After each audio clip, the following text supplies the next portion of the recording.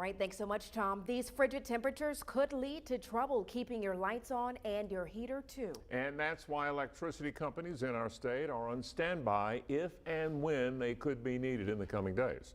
THV 11's Mercedes McKay shows us how they're prepped and how you can be too.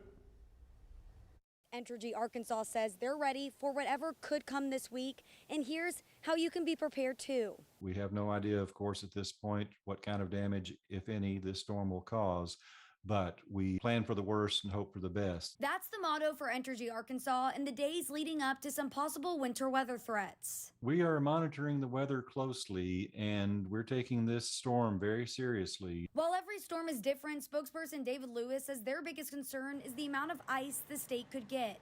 Ice forming on power lines and trees is a huge problem because it multiplies their weight just drastically. This is why the electricity company is cautiously ready to go, with crews on standby while they double check supplies and change their scheduled maintenance outages. We have canceled those for the week so we can concentrate entirely on storm prep and storm restoration should it come to that. While it's hard to know exactly what the conditions will be in your neighborhood, Lewis says there are things you can do to prepare at home. Charge your cell phones, download the Entergy app for updates, and have an emergency kit well stocked with food, medications, and supplies to keep your house warm. It's important just to think ahead how you're going to deal with the situation if you lose power, especially over an extended period. And if you're running to the hardware store, it's a good idea to get faucet and foundation covers, as well as some ice melt. All the things that you need that you may not be able to get out and go get,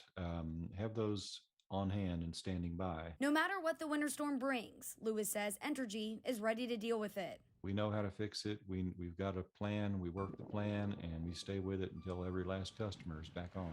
In Little Rock, Mercedes McKay, THV 11 News. And another safety note here, if you have a portable generator, Lewis says to make sure to keep it completely outside. Running it in or near a building can cause a buildup of toxic gases like carbon monoxide.